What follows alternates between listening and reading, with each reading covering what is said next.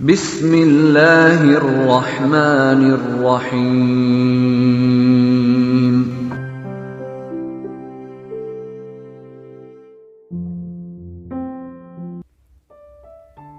بے شک دوستو، اللہ جسے چاہے زمین سے اٹھا کر آسمان پر بٹھا دیتا ہے اور کسی گناہ گار کو چاہے تو اولیاء بنا دیتا ہے۔ ایسا ہی ایک پیارا سا واقعہ ہم آپ کے لیے لے کر آئے ہیں، جس میں ایک گناہ گار بندے نے سچے دل سے توبہ کی تو وہ اللہ کے چاہنے والوں میں شامل ہو گیا۔ دوستو، آپ کے ساتھ میں ہوں شاداب خان اور آپ دیکھ اور سن رہے ہیں سٹوری گو ڈاؤن چینل۔ حضرت خواجہ حبیب اجمی بڑے جلیل و قدر اولیاء میں ہوئے ہیں۔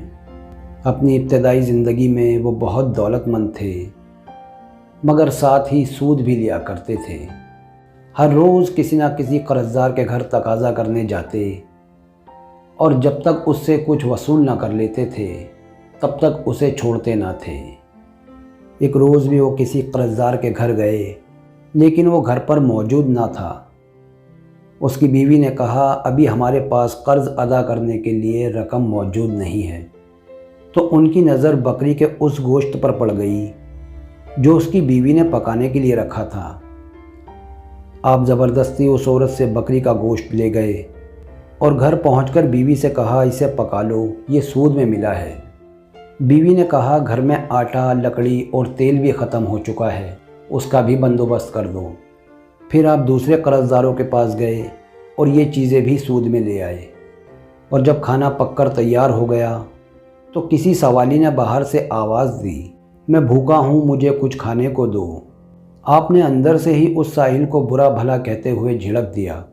کافی دیر تک سائل انتظار کر کے مایوس ہو کر وہاں سے چلا گیا، اور جب آپ کی بیوی نے ہانڈی میں سے سالن نکالنا چاہا تو دیکھا کہ وہ کھانا پوری طرح خون میں تبدیل ہو گیا ہے اور اس میں سے شدید قسم کی بدبو آ رہی ہے۔ یہ ماجرا دیکھ کر آپ دونوں میاں بیوی بری طرح گھبرا گئے اور حیرت زدہ ہو کر ہانڈی کی طرف کافی دیر تک دیکھتے رہے۔ اور یہ سارا ماجرا دیکھنے کے بعد آپ کی بیوی آپ سے کہنے لگی، اپنی سود خوری، کنجوسی اور لوگوں کا نوالا چھیننے کا نتیجہ آپ اپنی آنکھوں سے دیکھ لیں۔ یہ پورا واقعہ اور بیوی کی باتیں آپ کے دل پر اتنا اثر کر گئیں کہ آپ بے تحاشا رونے لگے اور روتے روتے اس دن بارگاہ الہی میں سچے دل سے توبہ کر لی، اور اس کے بعد آپ نے سب قرض داروں کا قرض معاف کر دیا اور اپنا سارا مال و اسباب راہ خدا میں خرچ کر دیا اور خود عبادت الہی میں مصروف رہنے لگے۔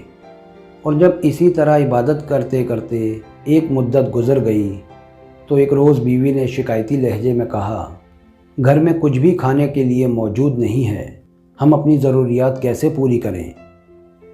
بیوی کی بات سن کر آپ کہنے لگے، ٹھیک ہے، میں کام پر جاتا ہوں اور جو مزدوری میں ملے گا لے آؤں گا۔ لہٰذا آپ دن بھر گھر سے باہر رہ کر عبادت کرتے اور شام کو گھر واپس آ جاتے تھے۔ بیوی ان کو خالی ہاتھ دیکھتی تو کہتی، آپ روزانہ کام کرنے جاتے ہیں مگر خالی ہاتھ واپس آتے ہیں، یہ کیا معاملہ ہے؟ تو آپ کہنے لگے، میں جس کا کام کر رہا ہوں وہ بہت بڑا سخی ہے، لہٰذا مجھے اس سے مانگتے ہوئے شرم آتی ہے، اور وہ کہتا ہے کہ ہر 10ویں روز مزدوری دیا کروں گا۔ جیسے تیسے بیوی نے 10 دن صبر کیا، اور جب آپ 10ویں روز بھی شام کو خالی ہاتھ گھر واپس جانے لگے تو راستے میں خیال آیا کہ بیوی کو کیا جواب دوں گا۔